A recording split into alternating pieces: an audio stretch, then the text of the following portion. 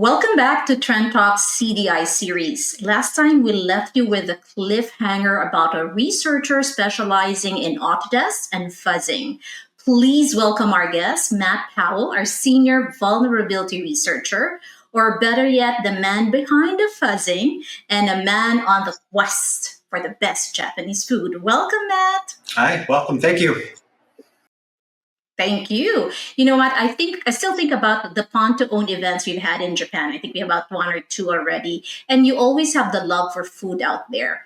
Tell us a little bit about that, a little bit about yourself, and anything interesting we need to know. Well, the first thing, Tokyo is it's just a magical place. Like the food, the culture, the people, I absolutely love it. It's just fantastic and highly recommend it. And when I'm not fuzzing or breaking applications, I like to spend time with my family. I like to spend time outside with my kids, do a little gardening. I like to drink some coffee, and just enjoy life like that. Well, I like coffee, but I don't do well in gardening. So things that are kind of opposite, but coffee. Speaking of Autodesk, you primarily work in Autodesk. What's so interesting about hunting vulnerabilities in this space? Well, we've actually started partnering with Autodesk, and so it's kind of an interesting partnership for us to help collaborate to improve the security posture of their suite of products. And working with the team has been really great, and it's always fun for me to take a look at a new target, see how I can break that target. And so it's been really a collaborative effort working with those guys, and it's just been a lot of fun. Yeah, and I remember Dustin mentioned the coordinated discovery process, right? So I think Autodesk is definitely a big name. It's millions of users are using it, and I'm sure they're so thankful for the work that you've done. Talk a little bit about fuzzing. Another area that you said you were focusing on is really on fuzzing. My analogy of it, I don't have the key here, but it's like having a large ring with a mismatched keys around it, and you try to use one of the keys to force open it. That's my analogy of fuzzing, trying to open and break the mechanism. But can you give us a very simple explanation about what's fuzzing all about?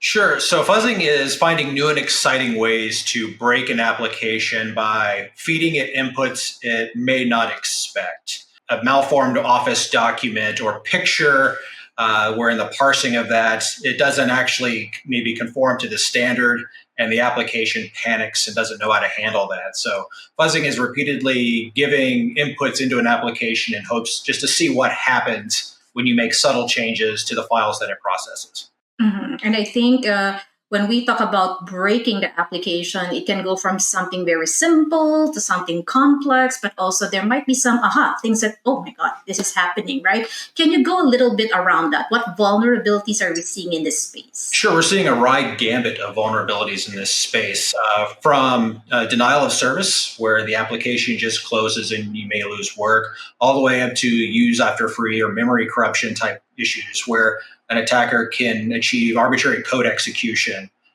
by opening like a malicious document or image. Mm-hmm. And when we talk about fuzzing, what industry advice that you can give us in terms of making sure that we don't, get caught up in some of these exploits? Testing. It's all testing. Testing before something ships, testing during the development lifecycle, test, because if you don't, somebody else will. Well, and sadly, in our world, that somebody can be the bad guy, right? The one who we don't want to test it, right? Interesting. You've spent a couple of years with Trend Micro CDI team. What surprises you still? Going to discovery, hunting these threats, working with the vendors. What surprising lesson have you learned over time?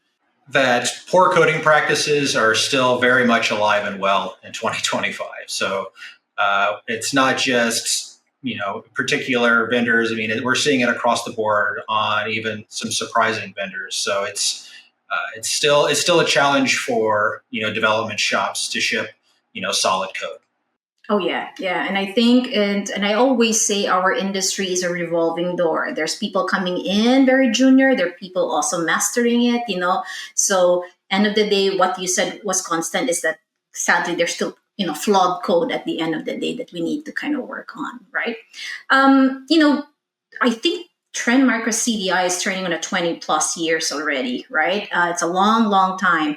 When you review the work that you've done and the engagement that you've done over the years, tell us what is something that you're really, really proud of. Oh, I'd probably have to say it's probably my first bug. And the reason why is it took me so long to get there.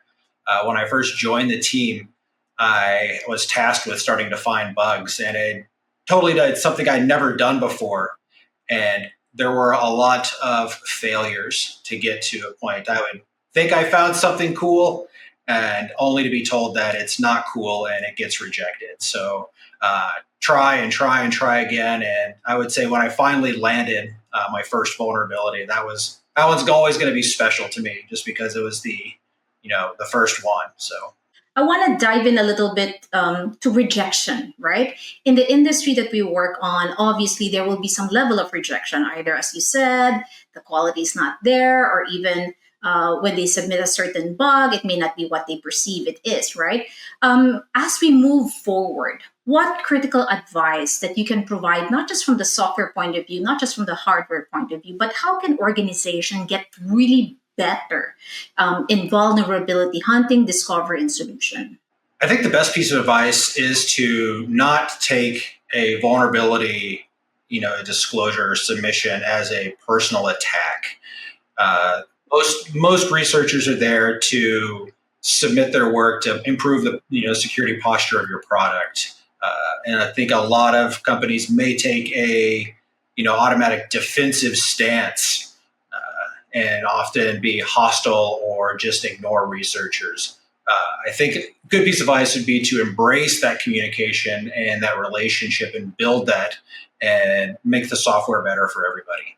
Yeah, and that's correct. It's a quite a good aha. Embrace the ability for both the vendor, the community researcher, and also Trend ZDI to really discover, right, and be part of the solutioning process, right? It's non-negotiable.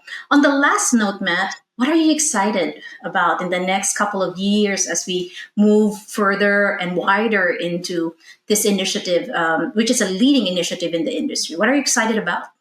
I'm always excited about Pwn to Own. I love seeing the researchers and the work they bring to the table. Every year I leave one of those events just surprised. I mean, the work is phenomenal and some really eye-opening things. And so anytime those events come around, I'm always excited for those. For sure, right? And it's never one template. There's no template for every Pwn to Own. Everything is unique. Every single one is unique, right? Thank you, Matt, and thanks to everyone who've been tuning in to our Trend Talk CDI series. And before we end, I have a confession to make. When I started this one, I thought I knew CDI very well, but I was actually wrong. The episodes gave me, and I hope it gave you, a front seat to see how the team acts as a critical link between the brilliant community researchers we have worldwide and, of course, our trusted vendors.